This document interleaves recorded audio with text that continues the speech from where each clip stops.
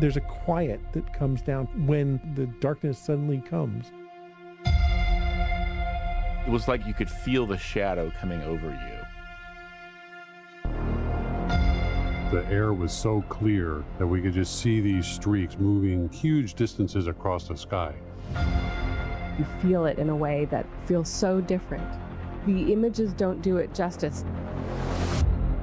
And then you're just sort of locked in.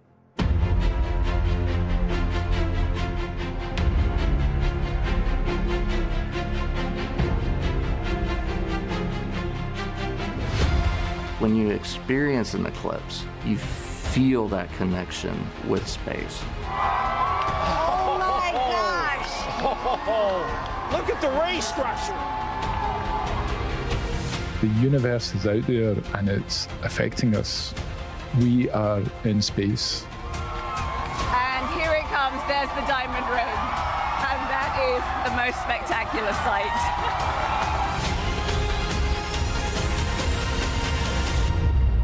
If you haven't seen it, you haven't seen anything.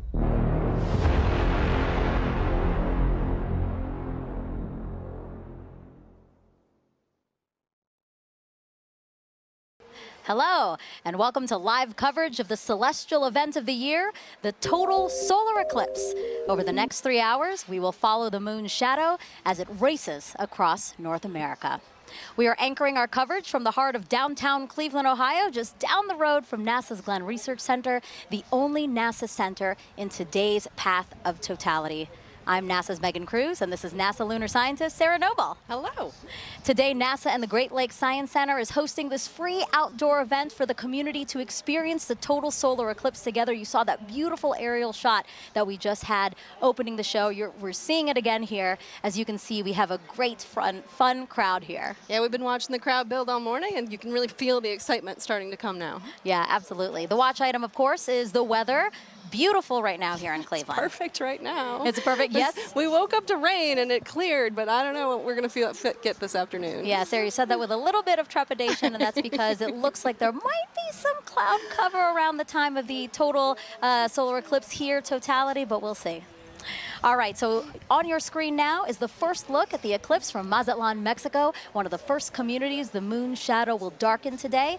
Right now, you see we're seeing a partial eclipse of the sun right now, but if you look at the upper left-hand corner of your screen, we're expecting totality there in about 1 hour and 4 minutes. And we want to thank our team of telescope operators spread out across North America. Because of them, we will always have a view of the sun during this entire broadcast, which is really awesome. All the way from Mazatlan up to Maine. Yeah, a very large swath, and we have it covered the whole way through. Now, if you scan your QR code that you see on the screen here, it'll take you to a live stream dedicated to just those telescope views, and it'll also take you to a Spanish broadcast of today's eclipse, and that starts at 1:30 p.m. Eastern Time. And Sarah, as you know this, all of the telescopes used for this broadcast have special filters on them, and those protect the operator's equipment and also the operators themselves, because if you view the eclipse without the proper protection, then it can severely damage your eyes. Yeah, that's right. We want everyone to enjoy the eclipse today, but we want them to do it safely. Right. So how do you do that safely? Well, you should be shielding your eyes with eclipse glasses like these. Hopefully you bought them from a reputable source and that they have a special rating on them, and this rating means that the lenses meet international standards to protect your eyes from the sun's bright light. But Sarah, you can remove the glasses during totality, That's correct? right. If you're lucky to be in the path of totality, you can, for those, that short amount of time that you're in 100% totality. 99% totality doesn't cut it. Right, exactly. 100%, nothing less. Now, if you don't have eclipse glasses, you can enjoy it indirectly with tools like pinhole projectors. And if you want to make one with us live in about 30 minutes, just grab a sturdy piece of paper or cardboard and a thumbtack or other sharp pin. I'm going to use my NASA pin for when we make it. All right, so Sarah, what are we expecting today? What is a total solar eclipse? So total solar eclipse happens when the Earth, the moon, and the sun are so perfectly aligned that the moon completely blacks out our view of the sun. And does that happen often? Actually, somewhere in the world, there's an eclipse about every 18 months or so, but like in any particular place, it's a pretty rare event. Yeah, I mean, specifically here in Cleveland, the last time Cleveland had a total solar eclipse, get this, 1806. Wow, that's remarkable. So quite a long time ago. Yeah. Once in a lifetime opportunity. All right, but not everyone is going to be able to see the moon completely eclipsing the sun. That's right. Only those of us in this narrow path of totality. But just about everyone in the U.S. will get to see a partial eclipse today, weather permitting. Weather permitting, yes. I hope that Cleveland here and everyone else along the path of totality will be good and clear. Okay, so let's take a look at today's path of totality. It passes through parts of Mexico, 15 U.S. states, and southeastern Canada. There's an estimated 32 million people who live along the path, and not to mention the tens and thousands of people who travel to somewhere along it as well, like us. You know, you're from D.C. and I'm from Florida. I feel very lucky to be able to get to travel to see this one. Yeah, absolutely. And we're going to have live reports from our correspondents spread out across the path, all excited to share this event with you. Some recognizable locations in between: the Indianapolis Motor Speedway, home of the famous Indy 500, and then also Niagara Falls, where officials expect up to 1 million visitors. Look at our team there waving at you. Happy to see you guys, and we'll hear from you soon. Okay, so again, we will hear from those correspondents, but also on our broadcast, a live interview with astronauts on board the International Space Station. Sarah's already ready. So excited. She's ready, because that's going to be obviously a unique place to witness today's celestial event, so we'll talk to them about that. We're also going to explain some of the science NASA will conduct during the eclipse and why that's important to you. And if you have questions about today's cosmic alignment, use the hashtag Eclipse to send those in wherever you're watching us. We already have some questions from some kids. Excellent. And a celebrity. I can't wait to surprise you with who that is. All right, in addition to NASA's Eclipse event here, there are plenty more in communities across the country, so why don't we take a look at some of them now.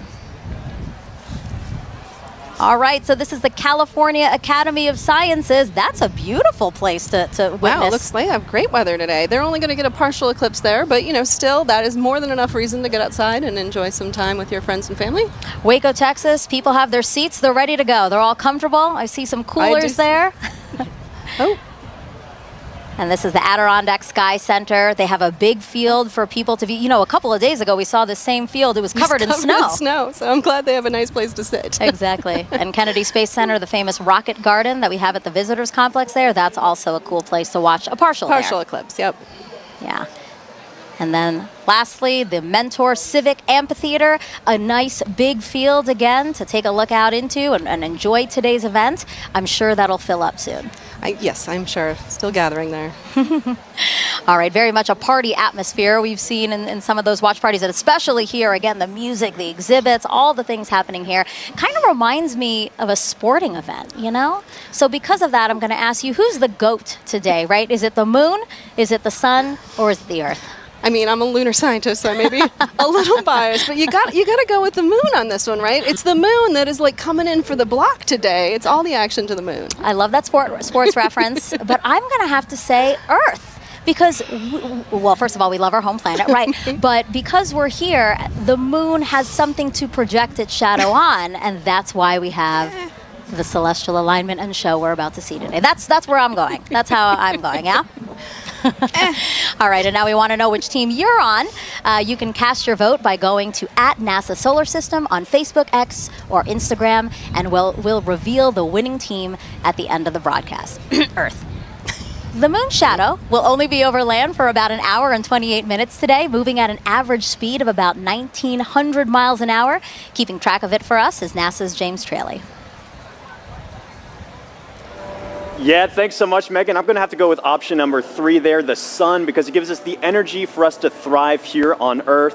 And speaking of energy, it is bustling here at the Kennedy Space Center Visitor Complex. I'm coming to you from our new Gateway exhibit, where we today only have a partial eclipse, but still super excited to be tracking all of today's events live with our Eclipse Explorer. This right here is a fantastic tool that was developed by our friends at NASA Goddard Science Visualization Studio. They put this tool together for us to track the eclipse down to the exact second. If you wanted to get an access to this yourself, get a feel for how this is going to look in your neck of the woods, you can go to go.nasa.gov/Eclipse Explorer, and you can track where your city is going to be, your zip code, by punching it into this little box here. It's going to snap right to your location and give you some key stats. You just saw Cleveland there, so I can bring them up here. Cleveland is expecting peak totality here to start at 3:13:45 to be precise, local time. They've got a time of totality of 3 minutes, 49 seconds, plenty of time to really sit back and bask in their moment in the fully eclipsed sun. I'm going to be tracking all of this all throughout the afternoon for you to make sure that you do not miss a second of this coverage. Even if you're outside of that path of totality like we are right here, more than 99% of the U.S. is going to be able to see at least a partial eclipse. Some places are already experiencing, you just saw that footage from Mazatlan a little while ago, they are already experiencing a partial eclipse. And as always, if you are in partial, be sure to wear proper eye protection to protect your vision so you can safely enjoy today's fantastic celestial event. Plenty of awesome stuff coming up. We're going to keep a keen eye on that weather. Cleveland's looking nice and beautiful, very clear skies. Megan, back to you. Thank you, James. And joining us now is Dr. Bob Lehman, a heliophysicist at NASA's Goddard Space Flight Center. Thank you. It's great to have you here. Thank you very much. So talk to us. Today's total solar eclipse, it's going to look very different from what we saw 7 years ago, right? It is, right. The sun is going to look, the solar corona is going to look very cool today. It's going to look cooler than it did last time. And I mean cool in the sense of wow. Not cold. Not cold, because the solar corona is like 1,000,000 degrees. But compared to last time, it was close to the solar minimum, the minimum amount of magnetic activity on the sun. There's this 11-year or so cycle, and 2017 was closer to minimum, and 2024, April 2024 is pretty much close right to the maximum of that. So we're going to see the maximum amount of dynamism, of activity, and it's going to look, you'll see rays shooting out. And does that increased activity mean that we have a chance for new discoveries today and increased science? Sure. So in addition to the science that will be done because of the eclipse, just greater activity levels means that we have more chance to see what the sun is going to do, increased radiation levels, increased activity, eruptions that will affect the Earth. So how does that affect the Earth, and how do we study those effects? What do we have, the tools, the assets to study those effects? Sure. So we call the whole general thing space weather, so we get increased radiation or what we call coronal mass ejections, chunks of the sun that blow off and hit the Earth. And those affect things like power grids and radio communications and GPS satellites, all of which are everyday real implications for that thing that's 93 million miles away. And how do you feel? You're a heliophysicist. This is kind of like your Super Bowl. Pretty much, yeah. You are not the first person to say that to me today. and are we right? Pretty much, yes. I mean, this is it. I mean, 7 years, and I like to say there's the diving, trying to reach the goal line from the Super Bowl, 15, 20 years ago, that was like, totality, not totality, and yeah, today is it. I'm really looking forward to it.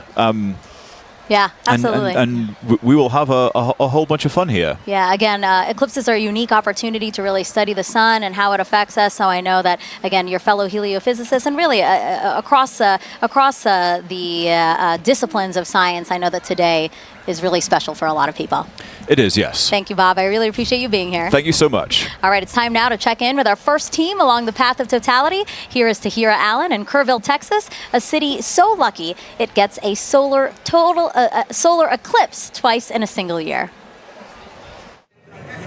Thanks, Megan, and welcome to Kerrville, Texas. I'm Tahira Allen with NASA Communications. And I'm Gina DiBraccio, the Deputy Director of Heliophysics at NASA Goddard. We're live from the Kerrville Eclipse Festival, where tens of thousands are gathering to witness the second solar eclipse that has passed through this town in just 6 months. Now, this is incredibly rare, and people have traveled from all over the world to share in this spectacular moment right here at the crossroads of the eclipse. Now, Gina, we were lucky enough to be here last year for the annular solar eclipse. How does it feel to be back?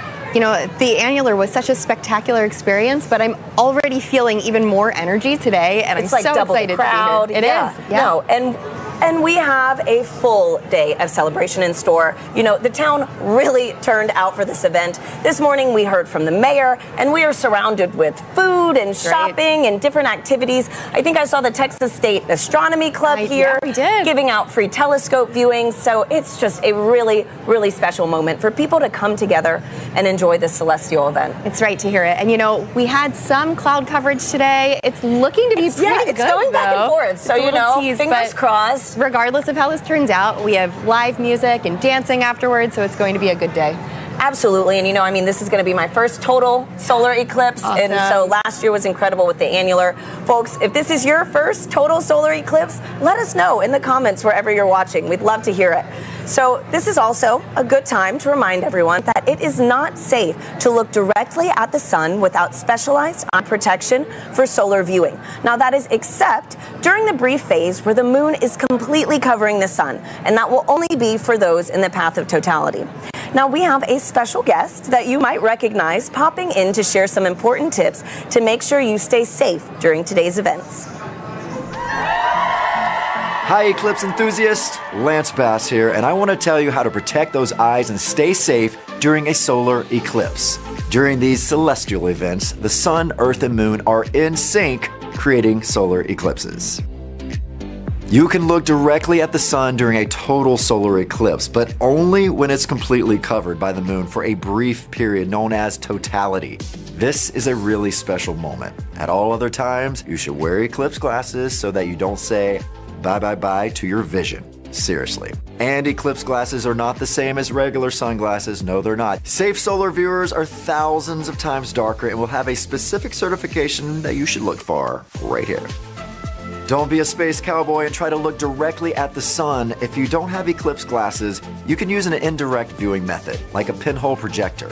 You can make one of these with something as simple as an index card with a hole, or a colander, or even your hands. With the sun at your back, you can safely project an image of the sun through the hole onto a nearby surface, like the ground. It's gonna be me who is wearing my eclipse glasses, and so are you. Now, you can't have an eclipse without the sun, the moon, and the earth. And as you heard from Megan and Sarah earlier, we've been hosting a friendly competition to see which one of these three teams that you're siding with today. Now, Gina, I feel like it almost goes unsaid here, but I have to ask. I don't want to assume. Which team are you repping today? You probably were going to guess sun. Oh, Team Sun. Who would have thought? You're right. No. So heliophysics, it's the study of the sun and its influence on everything. And it impacts all of our planets. And today, the solar corona is stealing the spotlight of the show. So Team Sun for me. I guess it really is the star of the show today. But you know what, Gina? I think I'm going to have to be a little bit biased too. Okay. So International Observe the Moon Night, which is NASA's annual celebration of all things moon, actually falls on my birthday this year. Okay. So I think I'm having a little bit of a lunar connection. All right, Team But Moon. for those watching, if you haven't joined the fun yet, you can vote for your Eclipse team on NASA's Solar System Facebook, X, and Instagram. We're going to be sharing those poll results throughout the show, so be sure to go vote for your team. Now, also during the broadcast, you can send us questions using hashtag Eclipse on social media. We have teams standing by online to answer, and we're going to be taking some of those questions live on today's show. Now, speaking about taking questions live, Gina, we actually had some kids send in videos before today's show. Oh, nice. So let's roll one of those right now. My name is Jonathan. My question is, will NASA do any experiments during the solar eclipse? Thank you. Oh, great question, Jonathan. Now, we have a bunch of different experiments that will take place during the eclipse today. So first, we're trying to study the solar corona. So we have NASA's WB-57 high-altitude research jet flying across the path of totality, taking pictures of that upper atmosphere of the sun, that corona, so that we can learn its composition, why it gets to be heated to extreme temperatures. But we also care about the eclipse's impact on Earth and the upper atmosphere. So we're launching 3 sounding rockets up into the atmosphere before, during, and after peak eclipse so that we can study how the atmosphere is changing as well. So, you know, we're studying it with a plane, we're studying it with rockets. Exactly. Any other way? You know, we have balloons, science balloons that are going up too, and we also have different ways that the public will be able to get involved in some of these experiments too. Thanks, Gina. And I actually have a great follow-up question to this. This is from Lisa on Facebook, who wants to know more about the sounding rockets. So they ask, why is NASA shooting rockets into the moon's shadow during today's events? Okay, let's talk more about the sounding rockets because they are a lot of fun. So the first sounding rocket will be 45 minutes before peak eclipse, the next one during that peak eclipse, and the final one after, 45 minutes after. And that's because we really want to understand the difference in density and temperature and these different factors in the upper atmosphere and really get a sense of how the atmosphere changes as the eclipse is coming and passes over. So we have all these rockets going up and it'll be a good day for that. Great, and hopefully we'll get to see a replay of that later on in today's show. That's right. Now, folks, it is really special for us to be back here in Kerrville, Texas, covering today's total solar eclipse. Just last October, an annular solar eclipse passed right through this town. Now, for a location to be at the crossroads of these two incredible celestial events is rare. Let's take a look at how the community has been preparing in the lead up to this big day. Kerrville is the eclipse capital of the state of Texas. It is known as being the capital of the Texas Hill Country. It's the epitome of Texas. Ranches, deer, beautiful streams like the Guadalupe here. Kerrville is very welcoming. It's a wonderful community. Tight-knit, small. It has about 25,000 people. Kerrville is blessed to be in that special square, the annular eclipse in 2023 and the total solar eclipse in 2024. We're talking about crossroads, you know, we get it twice. Two eclipses right here, right where I stand. It's statistically extraordinary. We get two in less than 6 months. And everybody's excited about it. City council, county commissioners, everybody's working diligently to be able to provide safe opportunity for the influx of people. This will be the biggest event in the history of the city, and that's why the city is preparing. We're preparing to make the event enjoyable for everybody who wants to see this tremendous natural phenomena. I think that Kerrville has done an awesome job of preparing, way in advance. It's getting that message out to people to make sure that they're taken care of personally, but then there's the science part of it, letting them know what is an eclipse. And I'm just having a great time going out and talking to civic organizations and clubs and talk about eclipses. So this will be my 4th and 5th solar eclipses. I've seen total eclipse in Nebraska. I drove 1,200 miles for a little over 2 minutes, and it was well worth it. And just couldn't believe the experience of the eclipse. I mean, it literally gives me goosebumps every time I talk about it. It's a visceral, emotional experience that is just, you have to experience it to understand. I thought I knew what it would be like, but I gasped at the sheer wonder. It's going to be a, you're going to hear that intake of air and awe. It was the most beautiful natural thing I've ever seen. So to have an eclipse basically in my backyard is just, it's indescribable.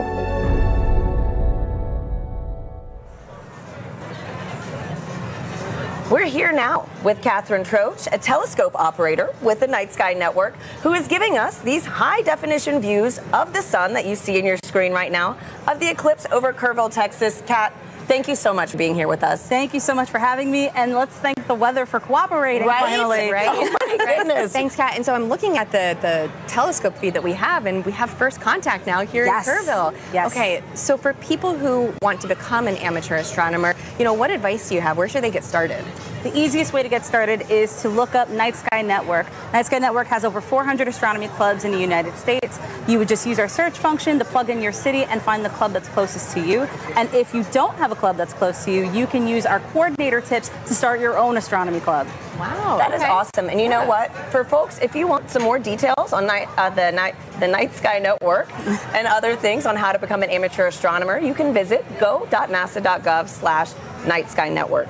Now, a fun fact about today's broadcast that I absolutely loved learning was that so many of our telescope views that you're going to be seeing today are from amateur astronomers. And so, Kat, again, on this topic of, sky gazing, I heard that those in the path of totality might be able to witness more than just a total solar eclipse today. Could you give us a sneak peek on what we could expect? Absolutely. So if we have clear skies in the path of totality, as it gets darker, you'll start to see two bright points of light. That would be Jupiter and Venus. And then as we get to totality, you'll be able to see the fainter planets, Saturn, Mercury, and Mars. And if you're lucky, you'll be able to catch Comet 12P. Oh, what a crazy, like, cosmic alignment today, you know? So, man. Great. So for the amateur astronomers that actually want to view today's celestial event, what tips do you have for them? So, of course, you need to have solar protection, you need to have solar-safe glasses, and you need to have solar filters for your telescopes, your binoculars, your cameras. But you can also use indirect viewing, like a pinhole projector box, or you can use a disco ball. A disco ball? Yes. Wait, how does this work? Can you, like, walk us through this? So as the sun hits the mirrors, and it'll cast a little reflection onto the surface here, you'll see little crescent shapes as the eclipse progresses. That is incredible. We need to keep that disco ball. Oh, yeah. Right? No, seriously.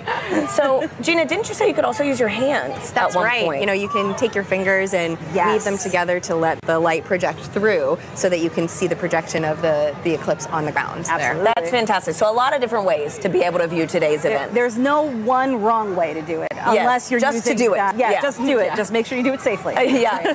And so, Kat, too, you know, earlier you gave me a little reveal of your shirt, and it is too perfect for today's show. You know, could you give our viewers a little taste? Sure, no problem. So if you know, you know. If you know, you know. Totality going on at the moment. Love it. Thank you so much for being here, Kat. Thank you again for having me. Absolutely. And so now coming up soon, we're going to get our first views of the total solar eclipse as it begins in Mexico, sweeping across North America. We have correspondents all along this path who are going to bring you live into the action as it happens. First up, let's check in with Joy Ung in Dallas, Texas. Thanks to Harry and Gina. So welcome to the Dallas Arboretum and Botanical Garden. I'm Joy Ung, and as you can see behind me, we have a lot of people eagerly waiting for the total solar eclipse. It's so amazing to hear so many people talk about the sun and the moon, and what makes this day even special is that the eclipse gives scientists a really unique chance to do science. So to tell me more, I'm here with NASA scientist Dr. Ashley Greeley. Thank you so much for joining us. Hi Joy, thanks for having me. So firstly, how are you feeling about today? I'm feeling really excited. The skies are starting to clear out and it looks like we might get a pretty good show. Fingers crossed. So earlier in the show, we learned that today's eclipse will look quite different from the 2017 eclipse. We're going to see more structures in the sun's outer atmosphere. So Ashley, can you tell me, why is that different? Why is the sun going to look different, and why is it changing? Sure. The sun goes through phases, which we call a solar cycle, that last roughly 11 years. And those are periods where the sun is less active and periods where the sun is more active. We're entering a time of solar maximum, which is really exciting because that means that the sun is more active. Its magnetic fields are more dynamic. We may see features here, such as streamers, which looks like little spiky wisps in the sun's atmosphere, which we call the corona, and then little prominences, which look like little peak arcs on the surface of the sun. Yeah, we're really excited to see this, and we hope that we'll see some really interesting features. There may be a little bit of asymmetry as well in the magnetic fields, and I don't know, I guess we'll have to find out in about an hour. So the sun is changing. So do those changes affect life on Earth at all? Sure, yes. The sun does affect life here on Earth. We have a term that we call space weather, which applies to the field of study of everything from the sun to the Earth and in between, and how that affects life here. We are fortunate that on Earth we are protected from things coming from the sun by our magnetic fields, which shield us from those explosions that come from the surface of the sun that we talked about. And those can result in really fun occurrences, such as the aurora. There can be some negative side effects, but those are mostly limited to things that are outside our magnetic fields. The storms from the sun can interfere with satellites, and it's something we really have to think about as scientists as we start to plan for putting humans on the surface of the moon or potentially sending them to Mars. Those energetic particles that result from the sun can impact humans, so that's just something that we have to learn about and take into account. So the sun is always there, of course, but why are eclipses a good time to study these effects called space weather? Yeah, eclipses are a really cool time for scientists to be able to study the sun. It's really hard to completely cover the disk of the sun in order to study the sun's atmosphere, especially that inner part of the atmosphere. We're really fortunate that here on Earth, our moon is just the right size and just the right distance from Earth that it can completely block out the sun's disk during total solar eclipses. So we're really able to observe that inner atmosphere in a way that we can't normally. So this event is really exciting for both scientists and the public alike, and that's just such a cool experience to share together. Thank you so much, Ashley. So if you're lucky enough to be in the path of totality, keep an eye out for that sun's outer atmosphere, the corona, and you'll know that you see these spiky features, and it's because the sun is heading towards its most active phase. So for now, let's head to our friends in Russellville, Arkansas. Jasmine, how are things looking on your side? Joy, things are looking absolutely fabulous in a very sunny downtown Russellville, Arkansas. As she said, I'm NASA's Jasmine Hopkins, and I'm coming to you live from the Depot District, where the city is throwing a massive block party, all in celebration of the total solar eclipse. Now, people in Arkansas have great reason to celebrate because this is only the second total solar eclipse visible from the state since it was first established in 1836, and the next one visible from here won't happen for another 2 decades. So people around me are gearing up for what feels like a once-in-a-lifetime opportunity. Now, it's not just the residents of Russellville that are excited. On average, the city has about 29,000 residents, but for the past 8 months, they've been preparing to receive upwards of 100,000 tourists right here in the city. Now, of course, NASA has been a big part of that preparation, so to show you what we've been doing to help, I have a video here to show you. So we have been talking to the next generation of space explorers right here in Arkansas. We started off at Arkansas Technical University, and then we moved on to Russellville City Schools, where we spoke to hundreds of students all the way from 8th grade to 12th grade about this total solar eclipse. We had NASA's Marshall Space Flight Center, the Arkansas Air National Guard, the U.S. Space and Rocket Center, and even the Paris Observatory joining us all the way from France. Now, during that moment of totality, Arkansas will experience from 94 to 100% obscurity from the sun, and we'll have 4 minutes and 12 seconds to really soak in that fantastic cosmic event. Now, until that moment, of course, we are telling the residents to stay safe, keep those solar eclipse glasses on. But now let's go from Arkansas to Illinois with Blair Allen. How are things looking for you? Jasmine, we're super excited here because crowds are filing into the stadium, but the main story here is the weather. Everything looks absolutely good and clear for totality today. We're very excited. We're just hoping, just like 2017, a little cloud doesn't come in and obscure things. But I tell you what, there's been a total solar eclipse here in 2017. Observation did not stop at SIU. Joining us now are 2 SIU students who actually did some observing. This is Callie and Paige. Now, Callie, I know that you guys went to Australia in 2023 and you observed the totality using an interesting technique. Can you tell us about that? Yeah, so when we were in Australia, we used a sun funnel to view it, and what it does is it projects basically what the telescope is seeing onto a film. And so a sun funnel is just basically a funnel with 2 hose clamps and rear projection film, and it just projects the sun, and we actually captured a picture of totality as that eclipse was happening. And it's pretty cool because it allows other people, instead of having to go through the eyepiece, you get to see it. Pretty impressive. Now, Paige, you guys are going to do some observation today. What are you set up for here in Carbondale today? Yes, so we have 2 telescopes set up with the sun funnels for viewing for a select view of the public, and right now we're pointed at the sun and we're excited to see totality. Now, what are your odds on good weather? It's looking pretty good. I'm excited. Isn't that great? I'm so excited. I tell you what, one final question, because I know you're experts with solar safety, but Team Earth, Sun, or Moon? We're both Team Moon. Team Moon, Team Sun. I tell you, that's the best you're going to get, but we're all pro Eclipse. Back to you, Tahira. Let's go Team Moon. So, as you can see, folks, we've got a lot of exciting things in store all across this country, and that was only half of it. You're going to meet three more of our locations later on in the show. Now, Gina, we've got a ton of questions coming in online right now from our viewers. Yep. How do you feel about some Q&A? Let's answer some. Okay, perfect. Let's do it. So, our next eclipse. If you can see it today, go outside, enjoy the moment, or download the Globe Observer app. You can do that right now, before the eclipse crosses your path, you need a thermometer, and you just record the local temperatures and the cloud coverage. Fantastic. Globe Observer app. So thank you so much, Gina, and thank you to everybody sending in those questions. We'll take some more later on throughout the show. For now, let's check back in with Megan and Sarah in Cleveland, who are standing by with an out-of-this-world surprise. Yes, quite literally that, Tahira, because we have a special treat for our viewers right now, joining us live in space, 250 miles above the Earth in the International Space Station. Everyone, please help us welcome NASA astronauts Jeanette Epps and Mike Barrett. Sarah, you've been waiting. I'm so excited. For this. Oh, there they are. Hello, everyone. Oh, Jeanette, Mike, thank you for joining us.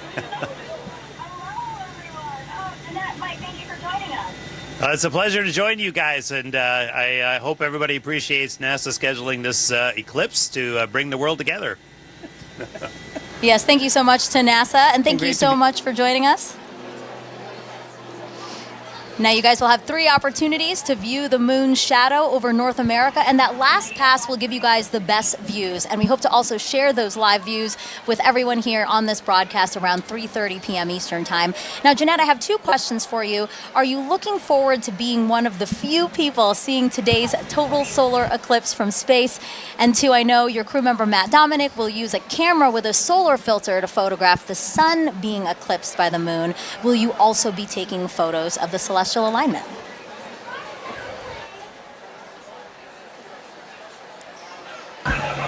Definitely taking pictures of the solar alignment.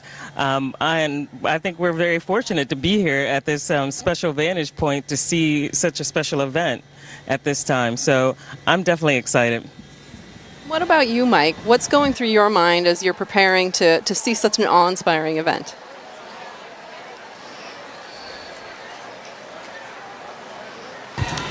Well, admittedly, I'm a bit of an eclipse junkie. My first one was like when I was 19 with the homemade telescope in the desert, and a few since then. And actually, during the 2017 eclipse, I was on a chartered aircraft several hundred miles off the coast of Oregon watching it. And I got a strange bucket list, and this is one of the things that's on it, to actually watch an eclipse shadow cross the Earth from space. So I'm ecstatic to see this box gets checked and just to see this amazing thing from up here.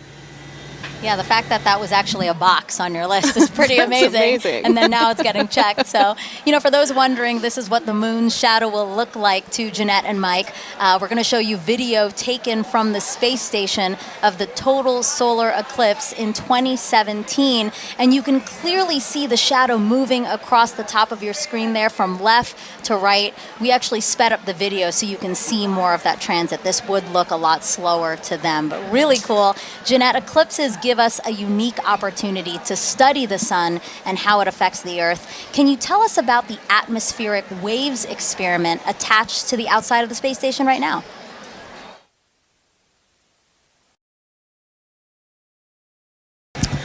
Sure. We have an atmospheric wave experiment that's going on now, and what it looks at are these atmospheric gravity waves. And these waves transport energy and momentum up through the climate system.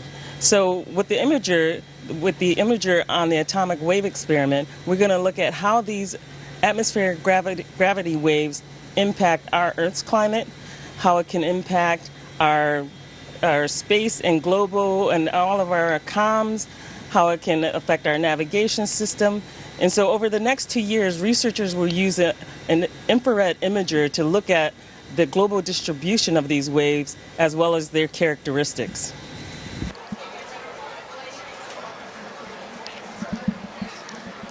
Mike, how does it feel to have a hand in maintaining the space station so that important science like the atmospheric waves experiment can happen?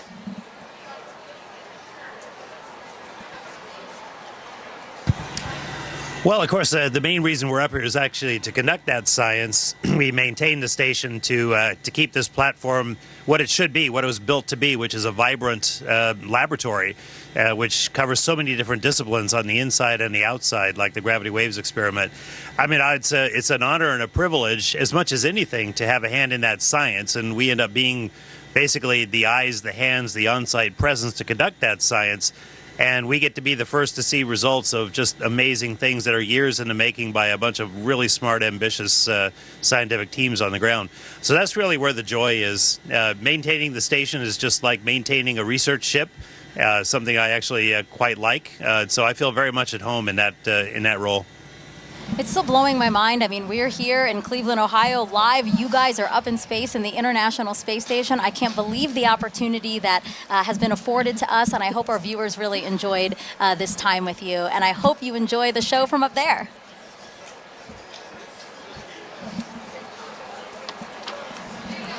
All right. We have, but we do want to close by saying, first of all, we really enjoy being here, but everybody stay safe.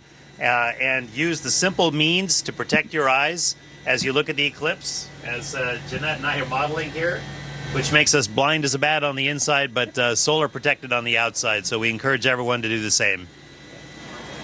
Really great advice from both of them. Thank you so much. Sarah and I have our glasses, That's right. and we're We ready are ready to go. too. Also blind if we don't do this. All right, again, Jeanette, Mike, thank you so much. And we actually have some time to take questions from the audience. We have hashtag Eclipse. That's how you can send questions to us. So let us take a video from another curious kid we have watching. Hi, my name is Adrian. My question is, why will we not see a total eclipse in California? Thank you. That's a great question, Adrian. So we only a precious few today are going to get to see a total eclipse because the moon is so much smaller than the Earth. It only casts a very narrow shadow. But still, even in California, you're going to get to see a partial eclipse, and that is still a really cool event. So I do encourage you to get out there and see it for yourself today. Yeah, absolutely. So again, hashtag Eclipse. Wherever you're watching us, drop that in the comments, and we'll try to get to as many questions as we can on the show. Okay, so we have obviously people celebrating with us online and at events across the country. So why don't we check out some of those events again now? Waco, Texas again. People look very, very comfortable in their camping chairs and spread out on picnic blankets. They look like they're having a good time. Yeah. A few clouds. A few clouds, but again, they have some time there before. Kennedy Space Center, they will see a partial eclipse. We have some people walking around the Rocket Garden. Oh, it looks like they have beautiful weather there. California Academy of Sciences, yes, they do. They have clear skies. We're very, very jealous over here. And then the Mentor Civic Amphitheater that's starting to fill up. Exactly. There were fewer people when we checked in ago, but now lots of people there and lots of people at the Adirondack Sky Center. I wish I could wave and say hello. They look like they're getting ready for some stuff, though. Yeah, absolutely. Again, the snow cleared out because there was snow over the weekend, but now it looks like a beautiful, probably still crisp day there for them. Okay, and now we're back here with astronaut Steve Bone, who's looking around, taking in the sights, Steve. I see. It's just an amazing amount of people. It's really cool to see. Yeah, absolutely. You can feel the energy. And it's really beautiful. cool that you're here. So Steve is here because, you know, obviously, as we've been saying throughout the show, you really should have these glasses to safely view the eclipse.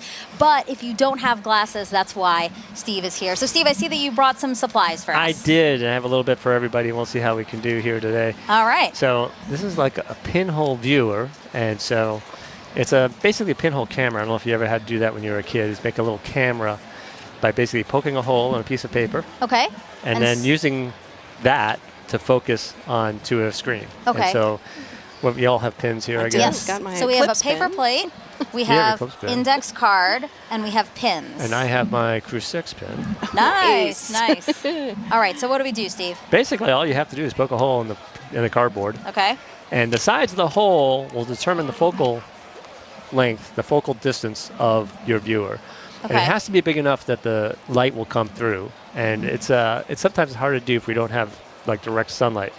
So you want to make sure you have a big enough hole. I think Okay. that'd probably be enough. Yeah. And then what you'll end up doing, if we had the sun, you could basically over your shoulder, don't look at the sun. Mm-hmm. Sun behind us. Sun behind us. Yes.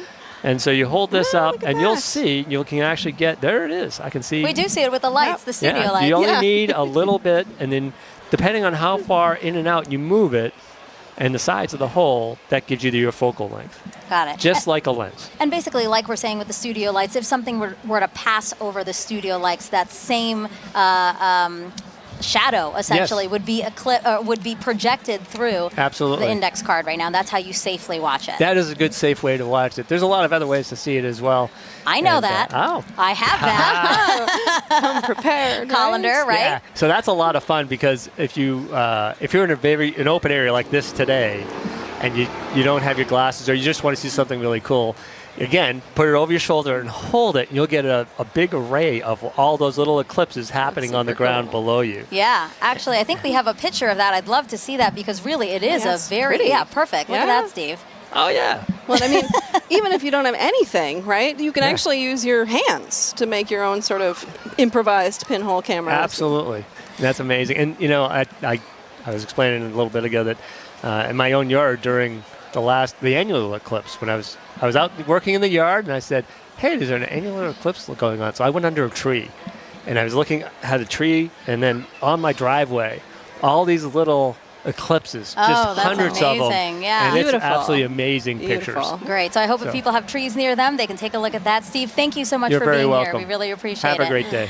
All right, so the eclipse is getting closer and closer to the west coast of Mexico. We will experience totality there at Mazatlan, in particular, 2:07 p.m. Eastern Time. So let's head back over to James at our eclipse board for another look at the path of totality. Yeah, thanks so much, Megan. A lot coming up very soon, and make sure you know exactly when to go outside to observe that totality if you're on our path. Or even right now, if you're experiencing a partial eclipse, I've got in our Eclipse Explorer here, I can zoom out just a hair here to show you this. I've got our penumbra on, so this is all the places inside here already experiencing a partial eclipse. You've been seeing some great feeds from our camera in Mazatlan, Mexico. They've been experiencing that kind of crescent sun for a little while now. They're just about 20 minutes out from actually experiencing totality itself. They're going to have a long window where they are 4 minutes and 17 seconds. For some context, back in 2017, the last eclipse that swept across America, the longest time was only around 2 minutes and 40 seconds. That was in Carbondale. This time around, some very long times, just a little bit northwest of Torreon, Mexico. They're going to get upwards of 4.5 minutes.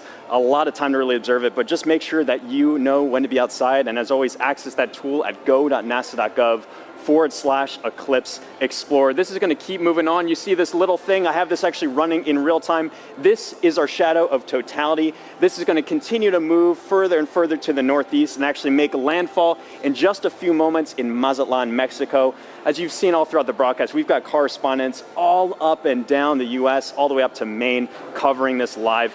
Very excited to continue tracking this. Make sure you know what's going on here. But for now, back to you, Megan. All right, thank you, James. So now let's introduce you to more of our correspondents along the path, starting first with NASA's Lauren Ward, standing by to show us what's happening in Indianapolis, Indiana. That's right. Thanks, Megan. We are at the Indianapolis Motor Speedway in Indianapolis, Indiana. It is a gorgeous day. Behind me, I have over 50,000 people here to spectate today.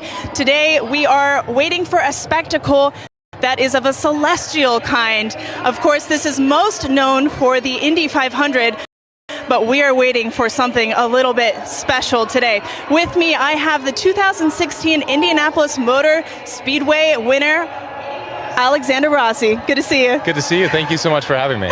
It's great to have you. So the Helio Big Year is a celebration of sun science and how the sun touches everything, including IMS. So tell me, the track when you're doing a qualifying round is about 4 minutes long, which coincidentally is the length of totality. So tell us, what is it like being on the track? You know what? The sun plays a huge role in determining the performance of the car based on the track conditions. So we actually, when it's a day like this, as much as it's beautiful for the fans, it's actually very difficult for us as drivers because as the surface heats up, the oils come to the top of the asphalt and it actually becomes slippier. So that's surprising to people. They think that temperature would mean grip, but it is until a certain point. And then once it kind of crosses over 100 degrees on the surface, you start to actually go the other way. Wow. And tell me about those tires. How does the sun affect those? So we use slick tires. So Firestone tires are slick. On a road car, you have tread, right? Because they're supposed to use in all conditions. Slick tires actually have a bigger contact patch, more surface area, so they generate more grip. add a temperature, right? So they operate between 180 to 230 degrees Fahrenheit. Again, the sun is good until a point. When they go over that 230 degree mark, you start to lose that grip again. Ooh, all right. Well, we have a little competition going on today. We're trying to determine whose big day is it. Is it the sun's, the moon's, or the Earth? So my question to you is, are you Team Sun, Team Moon, or Team Earth? That's a hard one, but I'm going to go Team Earth. You know, I just think we're so lucky, especially today with the people that are around us here, to be able to witness what we're about to see. Go Earth. Go Earth. You heard it here first. All right, guys, thanks. We'll be back here. Daryl in Niagara, over to you. All right, thank you very much, Lauren. Just 500 miles northeast of you. We are here at Niagara Falls, right next to the Niagara River. This is a special location for a lot of people because it is a once-in-a-lifetime opportunity to see a natural wonder set against a celestial one, the solar eclipse. And so let's talk first of all about the natural wonder, and it all starts right here. Look at this massive river and the amount of water that's moving through here. 500,000 gallons of water, 500,000 bathtubs actually going over the falls at every 60 seconds. It's tremendous, the flow here. It interacts with the air, it hits the rocks, and it also, you know, it flows up a mist column that is omnipresent. This is always here. So one of the things that eclipse watchers want to see is, how does it interact with the light? Will we have a pink rainbow because only prominences from the sun will be seen and they're pink? We'll have to see about that. One thing we do need is a little bit better cloud clearing around here because we do have some cloud cover. But that's okay. People who have gathered here are excited and they're hopeful that it will clear. Who's here? Well, I want to show you our camera from about 500 feet away. Look at all my friendly eclipse watchers. Are you guys ready for an eclipse? Yeah! Whoa, I love the energy. We could use this energy to blow the clouds out of here. As our camera backs out, you're looking at Terrapin Point, and this is the lawn here. It's roughly the size of a football field, and everybody who's here, a lot of people came in at 6 a.m. this morning. They currently cut off the park from anybody from coming further into Goat Island here. So this is the max capacity that we're at right now. It's that popular. Over to the other side, our friends from Canada. Look across the river gorge, about 1,000 feet away. Niagara Parkway is lined with people. So it's a beautiful shot over there, and we really appreciate our Canadian friends who have joined us. Now, this is our Canadian friends who have joined us. Now, this isn't just about the solar eclipse. We've been here for the past week. Anakin, who flew around the moon during the Artemis 1 test flight in 2022, was on display. Our partners at the Canadian Space Agency sent kids virtually to space all week long. And NASA experts from the Kennedy Space Center gave presentations and talks at places like the Niagara Aerospace Museum and libraries across the area. The outreach was a huge success, with thousands of people participating in the events and passing through our exhibits. We just want to thank everyone who came out to see us.